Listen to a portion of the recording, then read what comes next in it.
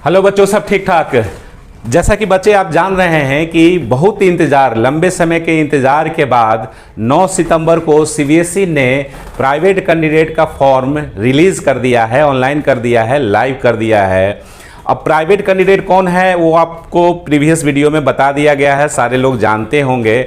Means जो बच्चे किसी कारणवश फेल हो चुके हैं, आरटी आ गया है, इसेंशियल रिपीट आ गया है या इवन इम्प्रूवमेंट देना चाहते हैं, उस तमाम बच्चे एज ए प्राइवेट कैंडिडेट होकर फॉर्म को भरेंगे, जो कि अभी 9 सितंबर को ये ऑनलाइन हो चुका है। मेरे सामने ये आप देख रहे होंगे, है ना, online application for private candidate for examination main 2026 के लिए। ठीक है, तो इसको आप भर दीजिएगा। 30 सितंबर तक डेट है और लेट फाइन के साथ आगे भी है। ठीक है, तो लेट फाइन क्यों देंगे, अभी है तो सोच समझ के आपको फॉर्म भरना है। मेरी सुझाव ये है कि आप आराम से अच्छे से सोच लीजिए और कौन सा कैटेगरी में आपको फॉर्म भरना है ये सोच समझ के अपना फॉर्म भरिएगा। ये कोई रॉकेट साइंस नहीं है, आराम से अपने से खुद भर सकते हैं। ठीक है, मैं आपको इसमें गाइड कर सकता हूं, इसके लिए आप निश्चिंत रहिए। अब इसमें मेन चीज़ क्या है, मैं इसके लिए वीडियो बना रहा हूं वो आपको मैं बताता हूं, लेकिन बताने से आगे बढ़ने से पहले मेरा यही रिक्वेस्ट है कि अगर आप चैनल पे नए हैं तो हमारे चैनल परफेक्ट मैथमेटिक्स क्लासेस को जरूर ज्वाइन और सब्सक्राइब कर लीजिए, लाइक शेयर कर दीजिएगा, ताकि उन तमाम बच्चों को इन्फॉर्मेशन मिल सके। देखिए, मैं ये बताना चाहता हूँ इस वीडियो के माध्यम से कि इस बार सीबीएसई ने क्या बदमाशी किया है। सीबीएसई का हद हो गया है। कंपार्टमेंट वाला जो बच्चा है वो कंपार्टमेंट भर सकता है, ठीक है, 10th या 12th का। इम्प्रूवमेंट वाला जो बच्चा है इम्प्रूवमेंट भर सकता है, जो इम्प्रूवमेंट के लिए दे सकता है। फेल्यूर जो है वो फेल्यूर कैटेगरी दिया हुआ है। मतलब आप देखिए ना, 1, 2, 3 ही कैटेगरी दिया है, सिर्फ 3 कैटेगरी दिया है। जो बच्चे, मान लीजिए कि जो बच्चे एडिशनल कहाँ गया। मेरा ये वीडियो बनाने का मकसद है कि मैं आपके साथ खड़ा हूँ और सीबीएसई जो ये काम कर रहा है उसके लिए हम लोग उसको थोड़ा सा, मतलब क्या है कि जागृत करेंगे, मेल करेंगे, फ़ोन करेंगे, जो तमाम हो सकता है स्टूडेंट के हित में वो हम लोग काम करेंगे। सीबीएसई से रिक्वेस्ट करेंगे कि आपने एडिशनल जो था उसको ऑप्शन को क्यों हटा दिया। अब इससे दिक्कत क्या होगा, हज़ारों लाखों बच्चों का कैरियर बर्बाद हो जाएगा। उनको पता नहीं चल रहा है कि आगे क्या करें। ड्रॉप लिया है बेचारा आईआईटी या नीट के लिए, और वो अब मतलब बहुत उसकी स्थिति स्टूडेंट की खराब हो गई है। एडिशनल ऑप्शन जो होता था एडिशनल सब्जेक्ट का वो हटा दिया। अब मान लो कि कोई बच्चा है और मेन एग्ज़ाम जो है उसी में मैथ में मान लो कि वो उसका आरटी आ गया, ठीक है, और इसको उसने सीबीएसई ने एडिशनल में कर दिया। एडिशनल क्योंकि अगर मान लो कि क्लास 12th का बच्चा है तो 6 सब्जेक्ट लिया हुआ है और मैथ को एडिशनल में डाल दिया, ठीक है, एडिशनल में डाल दिया। अब वो बच्चा तो पास है, लेकिन मैथ उसका मेन है और जेई उसका ख्वाब है, जेई या सीयूईटी या मैथ ऐसा चीज है, नेवी है, आर्मी है, सब में तो मैथ चाहिए ही ना जी, ठीक है, जो भी चाहिए, एनडीए है ये। अब ये बच्चा कैसे उसको क्लियर कर पाएगा बताइए। तो ये तो सीबीएसई की तरफ से माने हद हो गया। इसका मतलब हम घोर निंदा करते हैं। स्टूडेंट हित में काम होना चाहिए, ना कि स्टूडेंट के हित में काम ना होना चाहिए, ठीक है, पहला।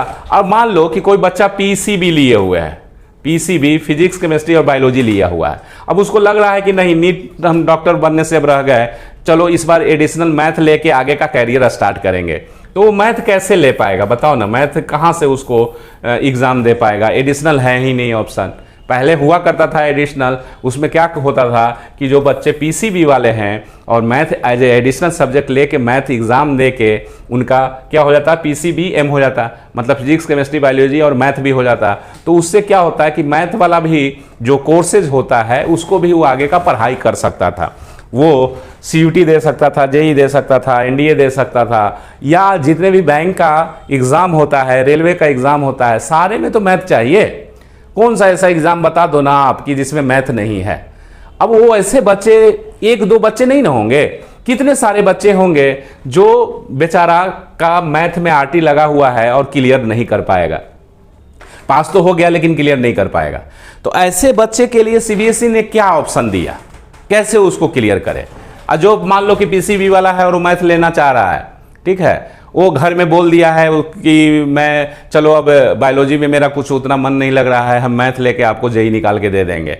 अब मैथ का वो तो ऑप्शन पहले से सोच रहा था कि एडिशनल में हम 2026 में एग्जाम देंगे और मैथ में क्लियर करके आगे का अपना कैरियर मैथ में बना लेंगे, लेकिन कैसे पॉसिबल अब है?